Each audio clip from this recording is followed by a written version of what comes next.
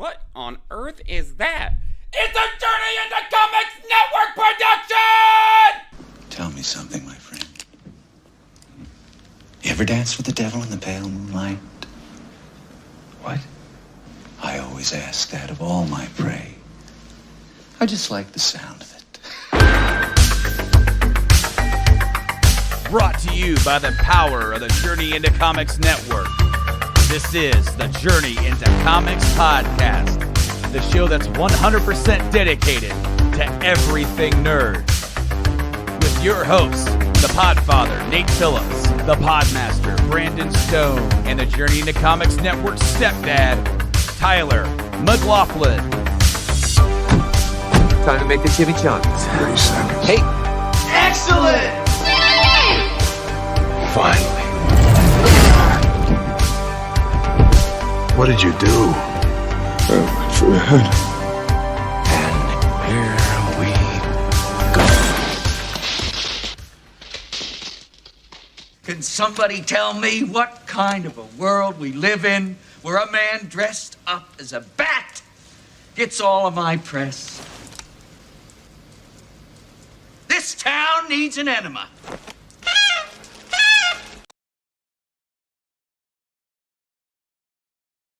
What's up, ladies and gentlemen? Welcome back to another episode of Journey into Comics. It's not really Pi Day here, but it is Journey into Comics 314. I am your host, Nate, and back with me, baby, if you will, is the indelible, the incredible, edible Brando. How's it going, my friend? It's bright and early. We're hitting the road. A. We're hitting the road a little early today. We got some podcastage to do. We're treading big water today, Brando. We are indeed, and we are here once again without our third musketeer, Tyler. So he's going to be out for a little while. He's got a new addition coming to his family. I know what that's about a little bit. He's going to be. You've played this dance before, actually. I have. I played it just last year. Around, their second baby due date was around the same time as our due date, but it seems like very interesting. Yeah. But it seems like she's going to be coming a little early. Which is interesting because I got two boys, and now he's got two girls. Yeah, two girls. That's funny. And I want to say they're each about, I think Ruby might be about a year or a year and a half younger than my oldest, and this one will be about a year younger. So it's kind of interesting. But, yeah, I got two kids. Tyler's going to have two kids, so you know what that means, Nate. Not happening, motherfucker. End of story, bro. You gotta join the club, man. It's a very exclusive elite club known as Receding. The Two Timers? It's called Receding Hairline. It's called Less Sleep. It's called Less Time to Do What You Want to Do, because you feel guilty when you were like, get home, like, I got to go do this because it's my fun stuff. And I'm like, and my kids are like, you got a podcast again? I'm like, don't say it like that. I think at this point, introducing Ollie to a very, very infantile child as a new creation would literally destroy him, because he's 7 and he's becoming, no offense to him as a growing young boy, but he's like kind of becoming possessive of things and people. Sure. Oh, grandma's my grandma and this is my mommy, like holding on tight. So I'm afraid that if anything like that were to happen, God forbid or whatever, like, I don't know how he would handle it. And I think that's what's really the biggest factor. Well, everything, it's interesting because my oldest loves his little brother. He also doesn't always understand when to stop. Oh yeah. And so he doesn't realize that the little one is less malleable than he is, Well, what really drives him on and eggs him on is that the little one will laugh. And he's like, oh, I can keep going. Oh. And he'll laugh more. I can keep going. And then he's like, ow, that hurt. And now what does the baby do? It's not just, ow, hey. It's cry. And then whether or not he meant to do it or not, the real issue that we're having at the age that my oldest has reached, and this is Journey into Parenting, I guess. We're stuck in dad mode from yesterday, Brando. Yes, exactly. It's carrying over. We'll talk about it. Yeah, we're definitely going to talk about yesterday. But he's reached the age where he's figured out lying and truth. So he lies about everything, including things that would incriminate himself. things that he doesn't do. He like puts himself on the line for stuff that wasn't his fault. Yes. Like, oh, the mower is in the street for some reason. Yeah, Dad, it was me. I'm sorry. Yes. I mean, You weren't even in the fucking garage. What are you talking about? Well, you can't even open that door. so our front room, and you've been to our house, was the kid room, the playroom. Yep. And well, we moved that. That's now the office, and the playroom is now the big open area, and then in the living room. And we've done that so we can keep a better eye on them, because they would be in there, baby would start crying, and we're just like, what happened? And then Wyatt will say 5 different things about what happened. Like, he'll say the first one, he hit his head. No, he didn't. You were nowhere near. He hit his head on the toy box. He wasn't anywhere near the toy box. What happened? He fell. No, he didn't. I was sitting right here. I didn't see what happened, but I didn't hear anybody fall. What happened? He just makes shit up. So then it's like, when something does happen that's bad, and like, is he really? And then he admits to doing something. Did he really do it? And then you end up punishing him for it, because there was an issue where my little one got his fingers crushed by the toy box lid. Oh my God. And it was a curdling scream. Oh, is it like a wood toy box? Mm-hmm. Oh man, those are vicious. Those were right. Right in the in the hinge. Well, my oldest said that he did it, so I punished him pretty badly. I'm like, you don't do that. Well, about 2 weeks later, Owen did it to himself. He admitted it later? No. Well, my little one's a year old. He can't speak. No. No, I meant that Wyatt admitted it to you guys. The Wyatt admitted that he did it right then and there. I said, what happened? He goes, I crushed his fingers in the toy box. And I said, why did you do that? He goes, because I did. That's what he says a lot. Is like, because I did. Because he doesn't have an actual answer for a reason. He's just acting because he's still little and doesn't fully. But 2 weeks later, Owen put his hand right at the same spot, and he closed it on himself, and then did the same thing. Ah! And I'm just like,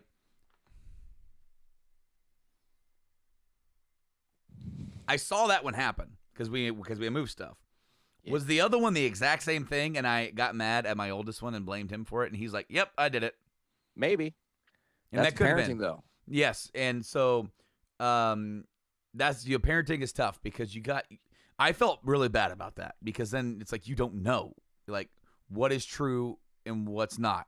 So especially in that moment, you have to teach Wyatt not to act that way if he in fact acted on that impulse, which you learn later he did, and you're like, oh, that's even crazier. Well, if he did or did not, hopefully he realizes don't do that.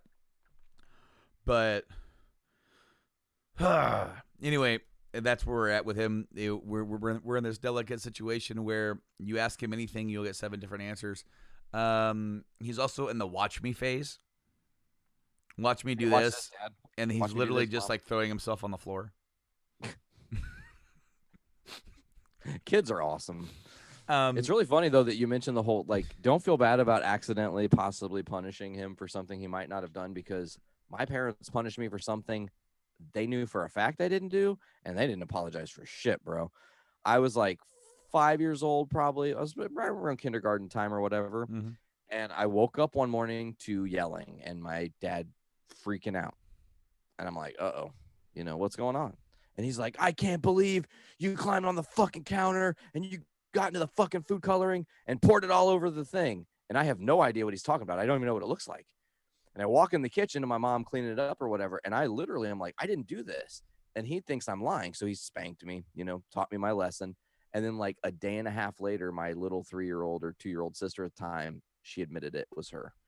And then it was like, but my dad still never apologized. So didn't sell you did a better job. As long as you like apologize to Wyatt or be like, hey man, no, it might have been in the wrong, whatever. Anytime. And some people might say that it devalues your role as an authoritarian, as a parent. When I'm wrong, I apologize. Shows them that it's a good thing to apologize when you've done something wrong or are in the wrong. Because yes, that's the precedent. Exactly. So yeah, no, that's where we're at. It's tough. It's rough. We definitely send our congratulations to our buddy TY on his newest addition to the family. Hell yeah. And you and me got to go over there and hang with him and Dick Tyner and Nick Maxon and Dave Linder and I'm trying to remember the other guy's names. Travis is one of them. And, Travis Wilson and Andy Dietrich. And all Andy. Yep. Good dudes. Absolutely. It was so to listen, it's 2020, and up until when this message went out, I had no fucking clue at all what any of this was. I got the message. Tyler's like, "Hey guys, we're gonna have a little diaper party," and I'm like, "What the fuck is that?" At like 2020, that might mean totally different things to some people. What are we talking about here, man? And he's like, so then the explanation comes through. It's like, everybody just bring like a box of diapers in celebration that we got this kid coming on. We're all going to have a little gathering. It's nothing crazy. We're going to try to keep it all outside, obviously being Corona mindful. I think we all did a pretty good job of not being on top of each other, and whatnot, and keeping ourselves kind of in our own circles or whatnot. But the whole entire event, Brandon, I don't know what your perspective was. For me, it was a very nice release. It was a lot of fun. I haven't seen a lot of those guys. I think you and Buckles are the only two people I've seen since shutdown of all this. If my memory serves me correct, you came up for shutdown in July. Yeah. And Buckles came up at the end of July, and that's been it. So, I mean, for the most part, I've been pretty quarantined away from human life, it's different, No. I definitely needed something like yesterday. It was cool, Sure. Relaxed. It wasn't. It was a dad party, but it wasn't. It really was. But it was definitely a nerdy dad party. It wasn't like the, what I assumed going to parties would be like, as far as like being an adult, like a lot of adult beverages, and there were some there, but it was more just us sitting down. Like we ate some badass hot dogs and some kick-ass coleslaw. Oh yes. Some of the best slaw in the world right there. And we played some rounds. I know you did of putter or whatever it is. Putterball. Yeah. It was I just played the one game against Dick, which was really competitive and fun and really terrible because it was not level at all, so it didn't make the game really that fair. Dave is the only person that won from that side. Me and Nick lost because it was like kind of like the harder angle to shoot from or whatever. But it was a blast. That game is a lot of fun. It was one of those things, like I was telling the girls about it. I'm like, I really want to get this game. Like, it's something that I would like to have around the house because Ollie and I could play that for hours. Mm-hmm. Literally just pop. It would be so much fun.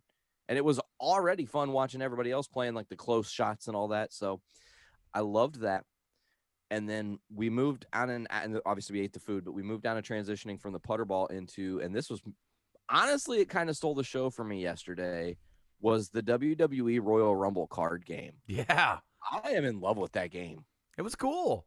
It really was. It was really, and not only was it cool, it was really fun to play, easy to get the hang of once we were in it, Like the first round was kind of like, oh, clunky. What are we doing exactly? But once you got it, it was like bam, bam, bam, bam, bam.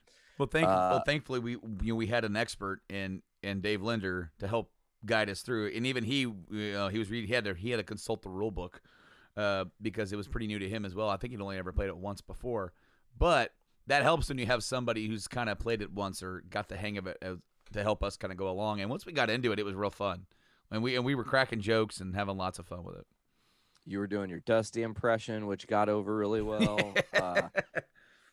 It was really funny, too. I want to mention how Tyler at some point was like, is anybody Booker T? Yeah. And at the point, nobody was Booker T. And then I got eliminated, and the next dude I got was Booker, and that's who I finished the game with. Almost, me and you went head-to-head. That was close. Yeah, man. It's interesting because after you're eliminated and have no other guys, if you still have attack cards left, you can still attack people. It's really weird because that's kind of how you won. Or at least that's how you won in that round, or that's how you got eliminated. My bad. Not you didn't win. I knew what you meant. I won. You won, bro. You're the champion. But no, like because of that, you were able to, like, all your hit points were depleted, and I ended up winning. But no, it was a lot of fun, and it would be really cool to really sit down and play that again, especially. Like, with 4 people, there's only so many legends that are put out for you to be. Because, like a Royal Rumble, if you don't know what that is, when somebody's eliminated, or like other people cycle in. And so when you're gone and you're eliminated and you're out, well, you play until all the other legends on the deck are gone. So you just pick another guy, and then you kind of go playing as him, and then you're trying to set up some stuff. So the last one standing overall is the winner, and then I guess you look at who had the most eliminations or whatever, and whatnot. But it was really fun. I would love to modify that game. Like if we had the intent to play it on a podcast, I would modify it to where we would literally just put 30 guys in and play till there's only one dude, and continuously reshuffle and recycle the attack cards and all that stuff.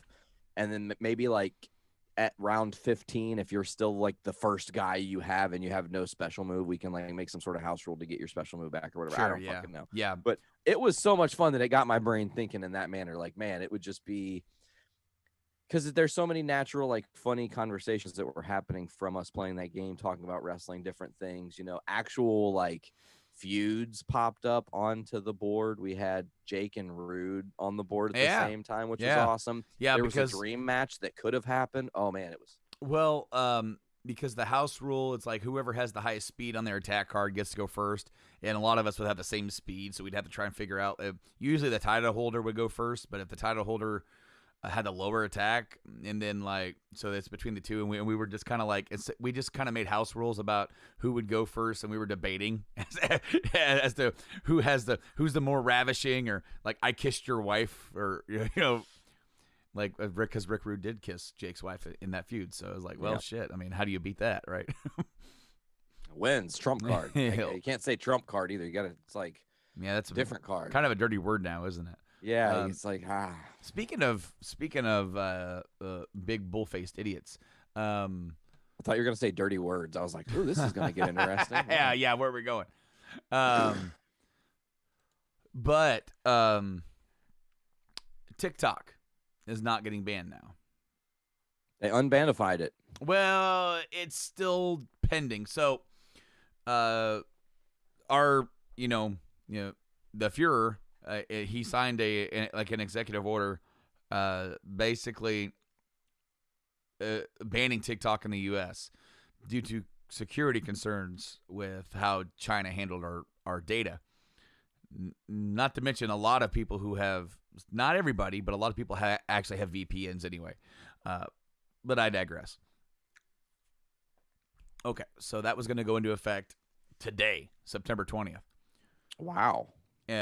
Unless TikTok sold their U.S. operations to an American-based company, and Microsoft made a bid, and for a long time it was thought that Microsoft was going to get it, and then whoever owns TikTok, I can't remember the name of the company, ByteDance ByteDance, they turned down that offer and went with another company called Oracle, who actually has ties to some manner. I don't remember offhand. To Jared Kushner, and and so now the deal is fine. TikTok's going to stay, but it has to also pass the Chinese government approval. So yeah, that's where we're at. Icky face, because I'm just like, I don't know. So now, because of all this, this kind of came right after it was revealed that TikTok played a role in trolling the president at his first big rally after the coronavirus outbreak in Oklahoma, where they thought 1 million people were going to show up, and literally it was like 6,000. Anyway, again, not to sit here and talk about politics or anything like that, but now nothing's for sure yet. But then again, the whole TikTok thing was just a throwaway comment he made on his plane once, and then it happened. Now the president says he's going to be looking into Riot League Games, of Legends, yeah, who makes League of Legends and owns 40% of Epic Games, which makes Fortnite. So just imagine this, fellas and kids. If it could happen, it could go down to the wire, because we literally went to the day before TikTok was going to be pulled from the app stores where you couldn't download it anymore. Imagine if you could no longer download or play. What do they block the servers? Fortnite. Do you know what's interesting, though, I will say in that, Brando? I feel like, and I know that obviously he has strong pull because he's the president and has all this executive power and bullshit. But this is going to tie back into everything that we're about on this show because Disney has some stake in Fortnite right now. They have a deal with Epic. I don't know if you know this, but their next season is something Wars. I don't remember what it's called exactly, but it's going to be where there are a ton of Avenger characters playable in Fortnite. And this is not the first time they've crossed over. They had Thanos in and they've done other things with it, obviously. But, and Deadpool, I think, also made an appearance. But Star Wars. This They did a big Star Wars thing too. so think about it. Is Disney going to just roll over? What they'll probably do if they see something shit like that happening, Disney will just swoop in and buy Epic. Fuck it. That'd be crazy. Epic And protect them. I mean, literally. dude. That okay. So the sheer amount of price it would take to buy Epic right now. I know they're a very valuable company, but you Oh know my that God. Disney has it. And you know They what do. would that do for them? That's another avenue that they officially are a channel where they can put their people in Epic. And not to say Epic is bad. Epic is very great in all that they do. I don't want to no disrespect to what they're doing. But what I'm saying is every time Disney gets their hands on something, they tune that machine just a pinch better. And imagine that opportunity to now have an in-house video game company that you can make Marvel games or Disney games or Star Wars games. Well, or, and see, they did, and then and they've restarted it at LucasArts. So because they shut LucasArts down, and then they kind of restarted it a bit. But the thing is that they have a long-standing partnership with EA to do Star Wars stuff, and we're sure they do have deals. and we're getting that this year with Squadrons, Star Wars Squadrons, and BioWare submitted a couple years ago, hey, we want to do a KOTOR 3, and EA said no. To which I kind of, you know what? For all the things I should be rabbling in the streets about, No third KOTOR is one. no of third KOTOR. Just people are like, oh, cool, you're here to support. Like, I'm the guy with the KOTOR 3 sign. They're like, what the fuck? I actually would love to see that just for one picture alone. Like, oh, there's a protest happening in Frankfurt. I'm going to go with this sign and throw everybody off just to get the picture and put it online because it would go viral. You know it. I know. You're like, holy shit, that dude has got something right there. I don't know if he's gonna change. Fires are being set across the country due to KOTOR. It would overtake the headlines, and people are like, you totally ruined our message for what we were trying to get done. And I'm like, I'm sorry, I just wanted KOTOR 3, and then the media ran with it. And then BioWare's, look, we'll make it. Jeez. I'm like, just don't suck. So we saw focus into games for a second, Brando. I do need to mention I beat the Avengers game. Oh yeah, what'd you think? I loved it. I think it's a lot of fun. I'm going to just say it again. My style of play as I've evolved further into the game has changed again. I know the first time I was on here, I was like, oh, you should just go back and like keep playing as different people because it matters. And I don't really think it does. I just don't think I understood all the mechanics of how the game worked. And now I'm to the point where I can grab any character. I walk into a level. I know I'm lower level than I should be. I know the things to do to build my level so I can level grind these different characters really fast. And then I learn new things like, and maybe you can correct me. I heard a rumor. Maybe you can use the interwebs to find it. And I know that we're on Journey into Comics, not Game Addicts, but again, tying to the Avengers, tying to Marvel and whatnot. Apparently, every new character that's going to be available for this game through the lifespan of Avengers is free. Because they're apparently making money on the credits and all that other stuff. And they might have stories, but just the characters themselves will be introduced in the game month by month freely. Apparently next month is supposedly Kate Bishop. The following month is Hawkeye. In December, either Spider-Man or Black Panther. We'll get Black Panther or Spider-Man in January, Captain Marvel in February, and then there's one more I cannot for the life of me remember was announced was going to be joining. But that was what I heard. So if there's any clarification on that, that would be splendid.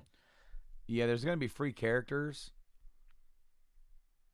but I don't know if all of them will be. Okay.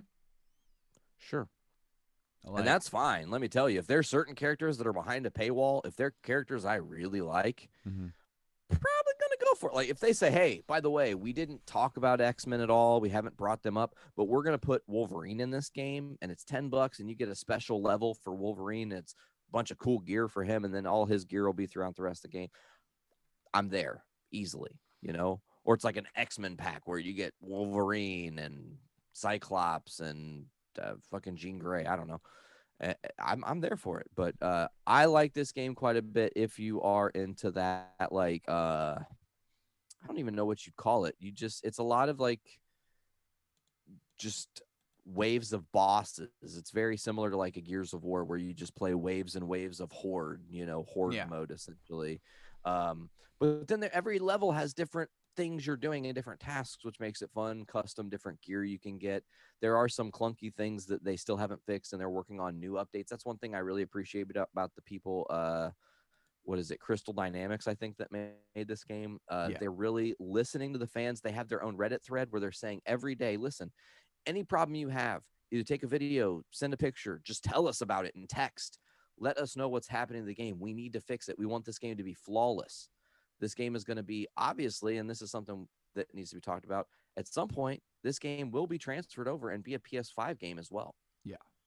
It is moving to the next gen. Yeah, and so the new Spider-Man game is also going to be on PS4. Did you know that? Miles Morales? Really? They're going to keep it on PS4? It's going to be on both.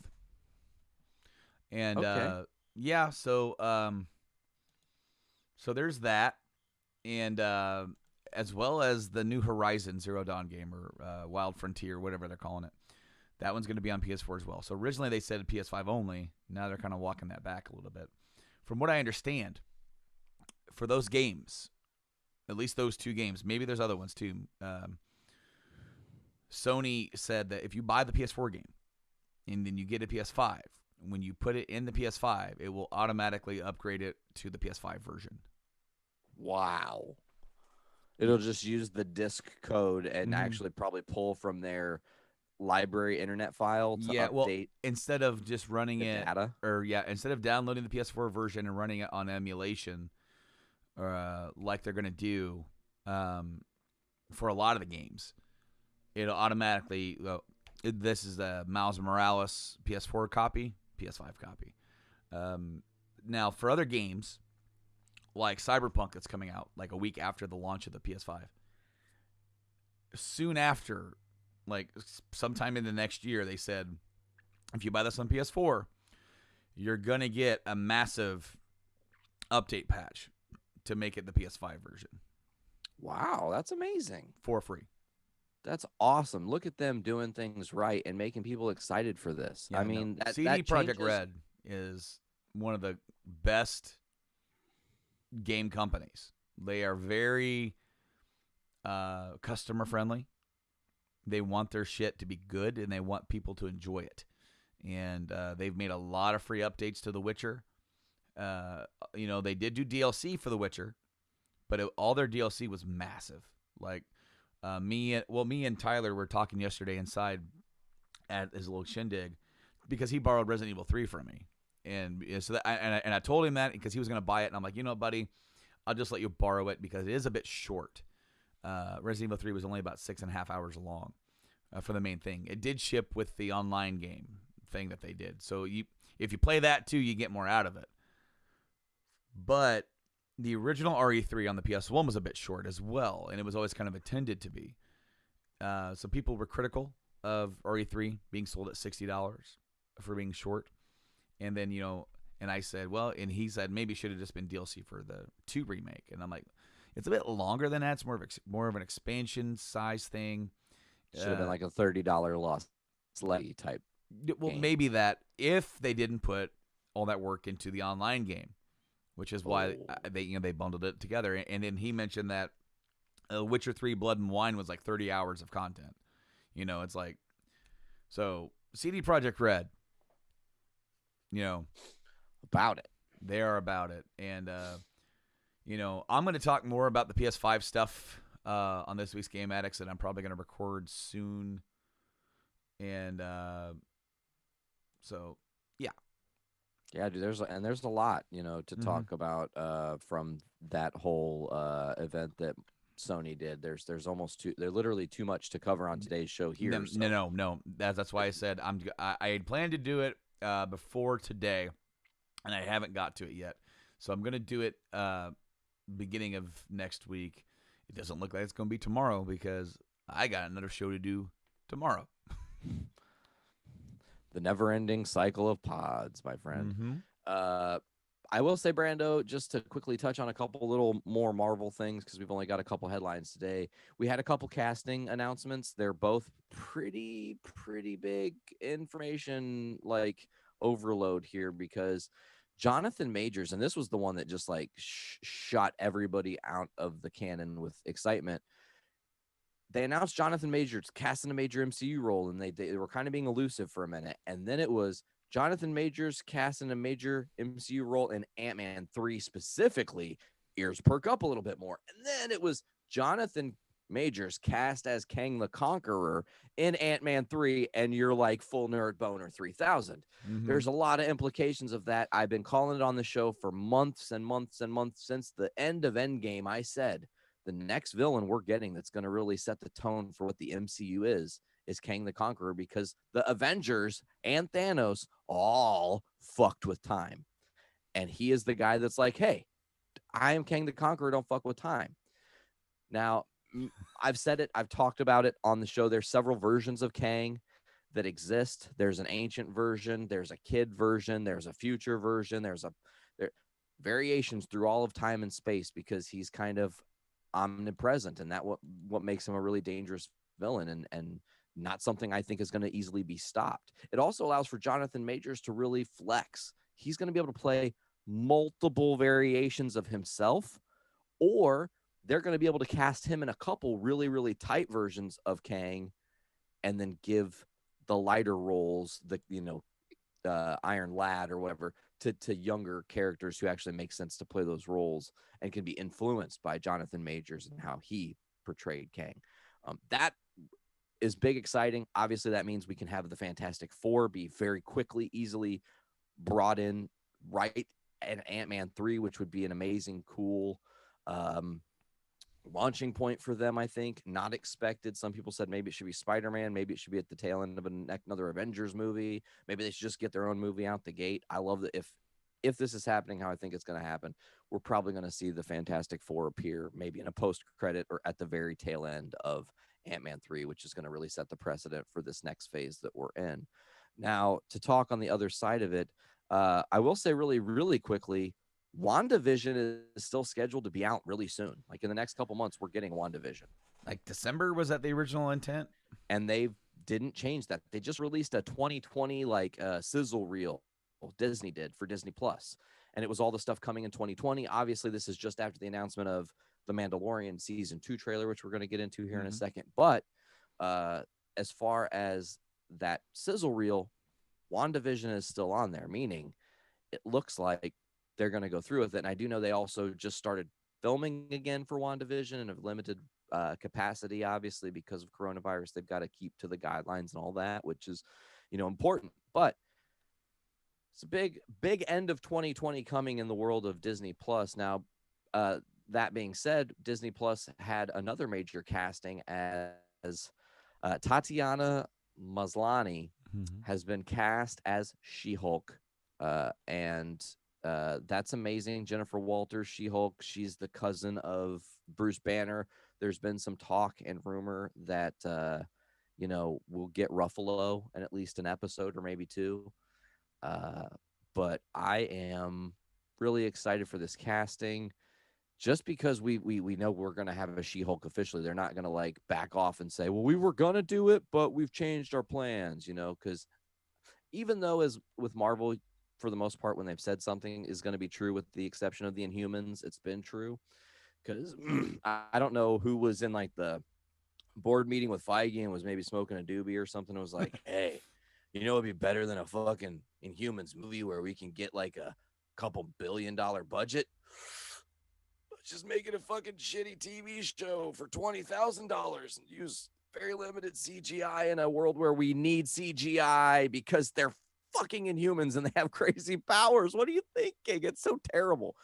But yeah, I'm jazzed for these castings. That's all I have for that, Brando. But before we get out of here, let's quickly talk about that amazing Mandalorian season 2 trailer. What did you think? I liked it. I liked the little hint, the little sprinkle of who the baby, the child, that he belongs with the Jedis.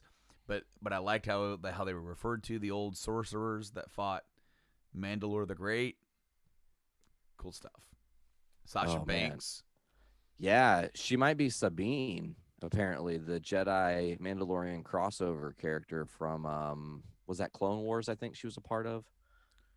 Somebody might have to correct me. That I think that's where Sabine came from. But yeah, this trailer was on fire. It got me pumped. Ollie and I watched it. He immediately flips to me and looks and he goes, "We need to start season 1 right now so we can have ourselves fresh for when the new season comes out." I was like, "You get it, kid. You know what's going on. Like, that's what's up." So we're going to, at some point soon here, start dropping back into the first season of Mandalorian and getting it. Brando, well, this has been a short, different kind of fun episode. We're popping in here because we're very busy today with podcasting and we're trying to stay on our schedule. Is there anything else we want to dive into in our very, very tiny, short moment here before we leave? Buddy? Yes, sir. I don't really have a lot. I mean, there's some news coming out, but it's been kind of a trickle. It's been a whirlwind, kind of a week, whirlwind kind of a year, let's be honest. Yeah, it's kind of hard because any sort of cool positive news that we hear that we already said, like some of the casting and stuff that's kind of come out, it's all been overshadowed. Just take a look on Twitter. There is a massive goat trending. That's amazing. That goat was like a Pokemon. Yes, it's like the size of a damn horse. MySpace is trending due to iOS 14. Twitter's a very dangerous and lonely place, but it's also a place of just sheer entertainment value. Absolutely. It is scary, though. Scary. I think it's very odd that we live in a time now where Twitter is a place that if you see a name trending, you immediately can have a good and or bad feeling within an instant, depending on like, oh, is this person in there later in life or are they younger? Just to really quickly touch on the Chadwick Boseman thing again. It's like when he trended, you didn't know what was happening. And then it was just like, man. And then it was like the next week or 2 weeks later, Chris Evans was trending for a completely different reason. Absolutely. And his movie mom, who the fuck played his mom? I can't remember.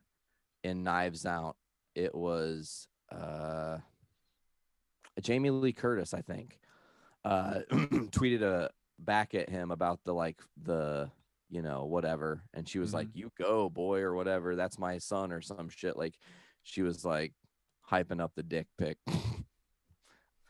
Well, and you saw what Evan said about it, and I guess that's what we'll leave the episode with. Go vote.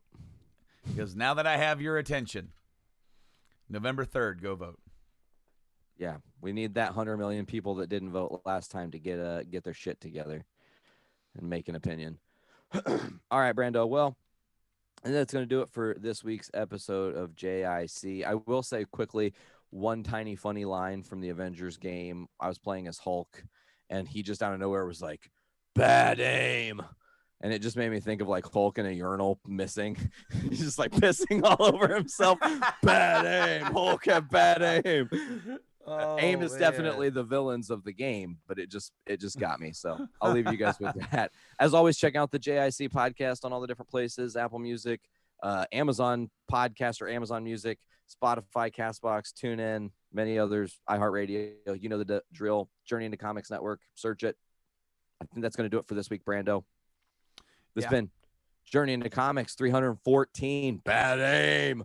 I'm Nate. Is it bad aim or dad parties? Ooh, maybe it's bad aim at the dad party.